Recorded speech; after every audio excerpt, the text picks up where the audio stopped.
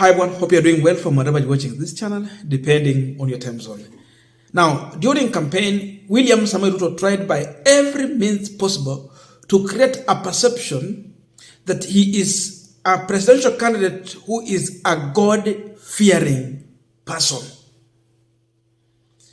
He was doing this just to bring that notion of that he is the candidate of the church. His target was the church because majority of Kenyans are Christians. That is the kind of perception Ruto created, and that's the kind of candidature he wanted to bring out. But now he's the president, and those who knew his character did not buy into that. But there are several Kenyans who were duped. They were lied to, and they believed in lies.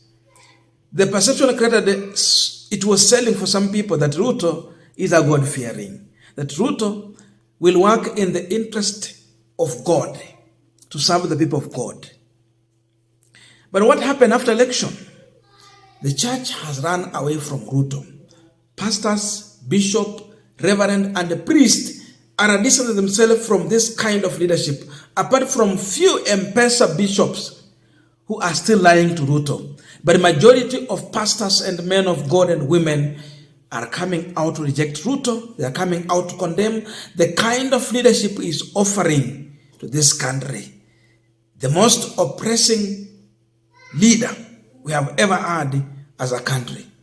But then there's a video I've seen on social media where now a religious leader from Muslim has come out to give his view and of course to warn Kenyans on the same. But the Imam was very careful in his warning because he decided instead of using the Holy Quran to warn William Ruto, he decided that because Ruto was using the Bible and the church, he will rather use the very same Bible to deliver a warning to Kenyans. And according to him, which is biblical, God brings leader, whether good or bad. But the fact remains that God brings bad leader or gives bad leader to punish people. Mkijifanya kiburi, anawaletea viongozi wabaya to punish you.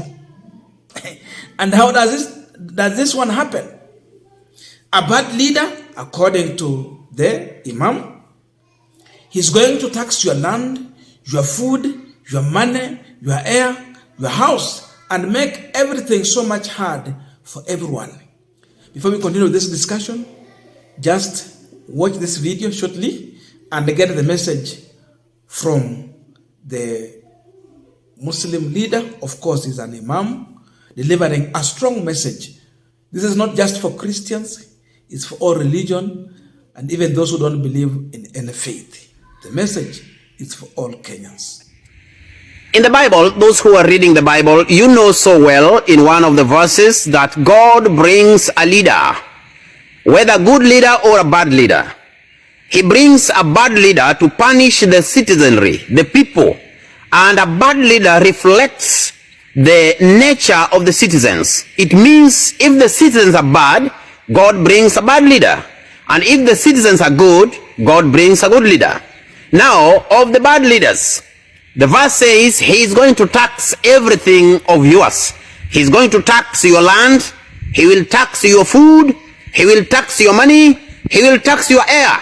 And I really suspect that if he realizes that you live in your house for free, he is going to impose tax in your house, even if you built it. He is taxing everything, and he's making life very hard for everyone. And imagine this is the president who was the candidate of the church, God-fearing president. Now you have seen for yourself. They will come to you in sheepskins, but in the real sense, they are wolves, they are hyenas. Now you need to know, you need to be very, very careful when you are electing your leaders. I don't know what you are going to do with the message, but I think you now know that leaders, choices, not leaders, but choices of those leaders have consequences. Now we are continuing with this panel discussion, but just a quick request. For those who are watching and you have not subscribed, please consider subscribing. To our returning subscribers, I must say thank you so much. And again, to all our viewers, please give this video a thumbs up. Thank you so much, and back to this discussion. Now, let me remind you one thing, because this is not new. I know most of you are aware of this. Ruto was just using the church, but he knew where he was going to get the votes. He was not depending on church to get the votes. He was just creating a notion, a perception, where the majority are. Kwa nini hakuwahi present himself as a leader who embraces all religion? Hakuenda kwa msikiti. He targeted the church. But the fact remains that even the majority of Christians did not vote for Ruto.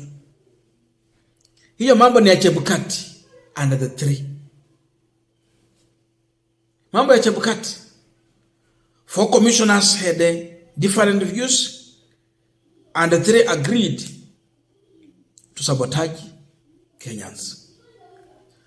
That is a fact. But above all, what we are learning here is that everyone is running away from Ruto. The church is against Ruto. And because it don't create that perception that all religion to bring in even Muslim, the perception was that Muslims, of course, are going to vote for Raila. But I like them. They are legit. They stand with the truth. And so they voted for Baba. Hata saizi wana watu naona wanatoka sijui these asal areas. Yule jamaa wa ile chama ya UDM alikuwa na wabunge 9. Alikuwa kwa Azimio, hakuwa na Ruto. So that means kama alipiga kampeni ilikuwa ya Azimio. But because of money he moved. Akafuata serikali. Na huko wengi wao ni Waislamu. So all religions are now running away from Ruto. No one wants to associate with Ruto. Now imams are coming out again to condemn the kind of leadership that Ruto is offering to this country. But again with a warning to the taxpayers and the voter. As an electorate, you have a golden chance to make a very informed decision through the ballot.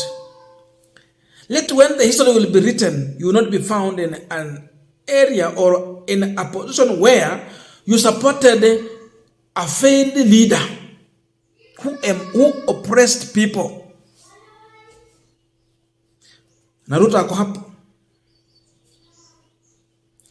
Yeye alikuwa ni mbwa mwitu ndani ya ngozi ya kondoo. So he presented himself like a sheep. But he was a wolf, hyena, fisi. Ndani ya ngozi ya kondoo. Ile kitu tunaona sasa ni ufisi. So his real characters are out. If you thought that he's from the church, the candidate from the church that's going to serve the interest of the church, sasa kanisa inalia na wanasema Ruto must go. He's a bad leader. So the Imam is telling us that William Ruto is a bad leader. And now, and he goes further even to explain how he's a bad leader.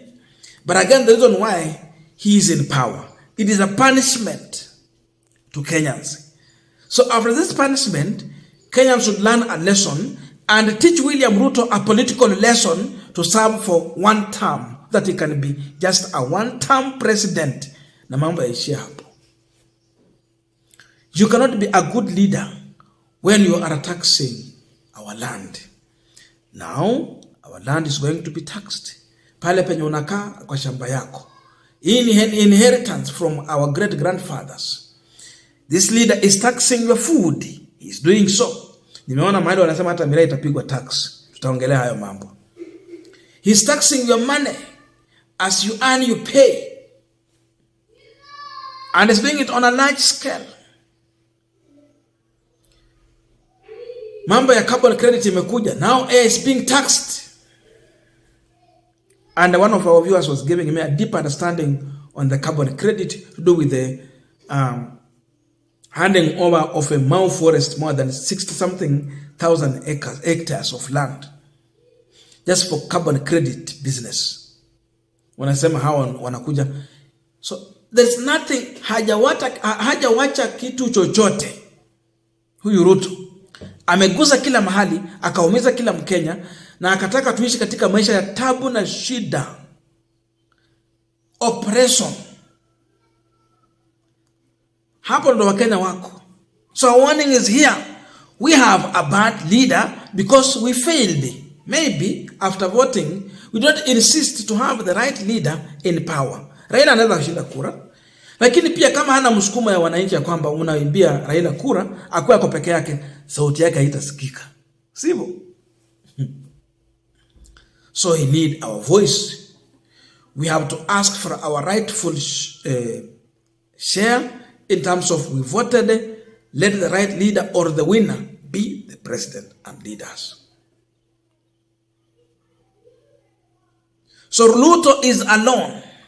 Even if he try to come to the church, he's being viewed now as a liar. Hata akijaribu kurealign himself with the church is viewing William Ruto as a liar. When he speaks, they feel like he's speaking lies. So that's the new perception here.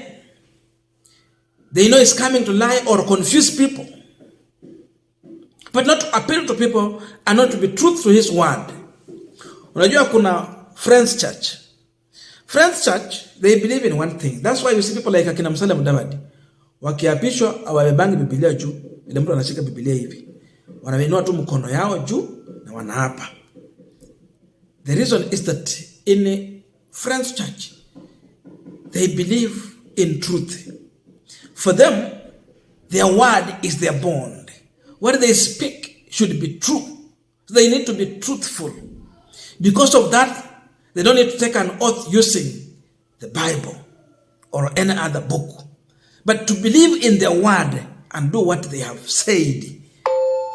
If Ruto was a God-fearing leader, a candidate of the church, he should be emulating that French church way of belief. But he did not. So everyone is against Ruto because this one is not a leader but an oppressor, a bad leader.